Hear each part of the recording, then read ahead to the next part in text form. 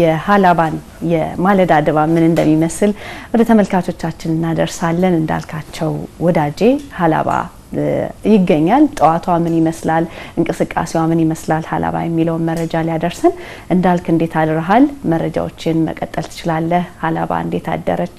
ጧቷ ምን ይመስላል?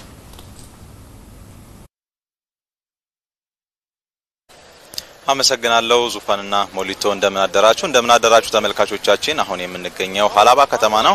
ሃላባ ከተማ በማዕከላዊ ኢትዮጵያ ክልል ስር ከሚገኙና ሰፋፊ እንቅስቃሴ ኢኮኖሚ እንቅስቃሴ ከሚደረግባቸው ከተሞች መካከል አንደኛዋ ናት። በተለይም ደግሞ አሁን የ2018 የኢትዮጵያ ከፍተኛ ሊግ አጠቃላይ አሸናፊ የሆነው ሃላባ ከተማ ትናንትና ወደ መቀመጫው ሃላባ ሲደርስ ደማቅ አቀባበል ተደርጎለታል። እንደዚሁም በቀጣይ ክለቡን የማጠናከር ስራዎች እንደሚሰሩ ነው የተገለጸው። በተለይም ክለቡ ወደ ኢትዮጵያ ፕሪሚየር ሊግ መቀላቀሉና በተለያዩ ስፍራዎች ጨዋታዎችን ለማድረግ በሚሄድበት ሰዓት ለዞኑ ለከተማው እንደዚሁም ደግሞ ለክልሉ ጭምር አምባሳደር መሆን እንደሚገባው ነው ትናንትና በነበረው አቀባበል ላይ የተነሳው። በቀጣይም ክለቡን የተጠናከረና ተወዳዳሪ ተፎካካሪ ለማድረግ የተለያዩ ድጋፎች እንደሚደረጉ ነው የተገለጸው። በተለይም የሃላባ ከተማ እግር ኳስ ክለብ ከአዲስ አበባ ተነስቶ ወደ ሃላባ ከተማ ሲጓዝ በነበረባቸው እያንዳንዱ ከተሞች ለምሳሌ እንደ ቡታጅራ እንደ ወራቤን ብናነሳ በእያንዳንዱ ከተማ ደማቅ አቀባበል ሲደረግለት ነበር። ከዛ በተጨማሪም በሁለቱም በተለያዩ ማህበረሰቡ ክፍሎች መካከል ያለውን መስተጋብር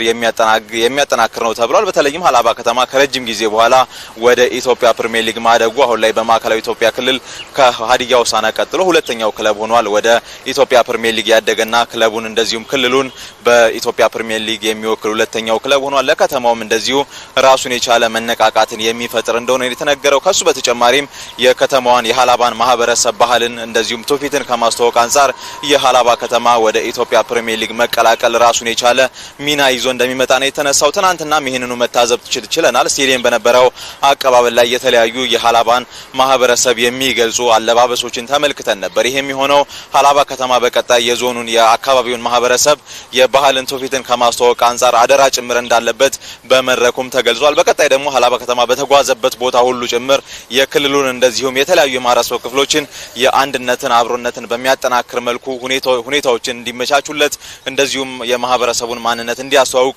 ይደረጋል ተብሏል። ባለፍንባቸው አካባቢዎችም እንደዚሁ አቀባበሎቹ ያንን የሚያሳዩ ነበሩ። ለክለቡ ተጫዋቾች ግብዣ ሲደረግ ነበር።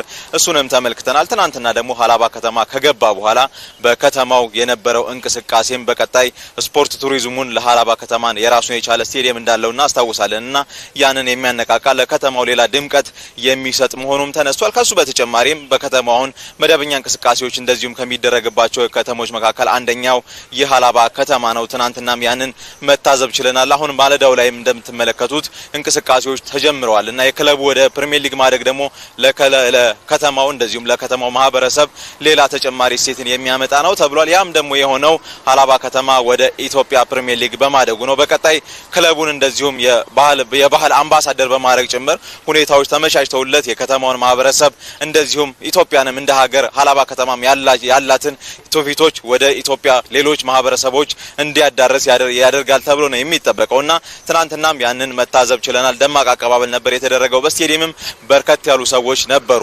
አቀባበሉ ላይ የክልል እንደዚሁም የፌዴራል የመንግስት ባለስልጣናትም ተገኝተው ነበረ።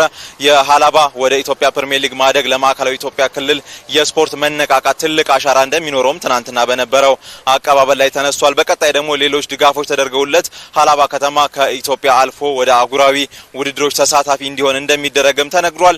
ከዛ በተጨማሪም ሃላባ ከተማን የማስተዋወቅ እንደዚሁም በደንብ ተደራሽ እንድትሆን ያሏትን የተፈጥሮ መስህቦችን እንደዚሁም የኢኮኖሚ ቱሪዝሙን ተጠቃሚ እንድትሆን ስፖርታዊ ቱሪዝሞችን ለማስተፋፋት በስፋት እንደሚሰራም ነው የተነሳው። ትናንትናም በነበረው አቀባበል ላይ እንደዚሁ የተነሱ ሁነቶች አሉ። በቀጣይ የሃላባን ማህበረሰብ የሚገልጹ ሁነቶችን የሃላባ ከተማ ስፖርት ክለብ በተንቀሳቀሰበት ሁሉ የሰላም አምባሳደር የባህል አምባሳደር በመሆን ጭምር ኃላፊነቱን እንዲወጣ ለአሰልጣኞች ለተጫዋቾችም መልእክት ተላልፏል። እንደዚሁም ሃላባ ከተማም በቀጣይ የተሻለች ከተማ እንድትሆን የመሰረተ ልማቶች የኮሪደር ልማቶች እንደዚሁ ተስፋፍተው ሃላባ ከተማን በቀጣይ የኢትዮጵያ ፕሪሚየር ሊግ ጨዋታዎችን ጭምር ማስተናገድ እንድትችል ተደርጋ እንደ አዲስ እንደምትሰራም እንደዚሁ ማሻሻያዎች ተደርገው ከተማዋን የማስዋብ ስራም በቀጣይ ይደረጋል ነው የተባለው። ይህ ሁሉ የሆነው ግን ሃላባ ከተማ ወደ ኢትዮጵያ ፕሪሚየር ሊግ ማደጉን ተከትሎ ነው። እነዚህ ሁኔታዎችን በቀጣይ ተከታትለን ደግሞ ተጨማሪ መረጃዎችን ለተመልካቾች የምናደርስ ይሆናል።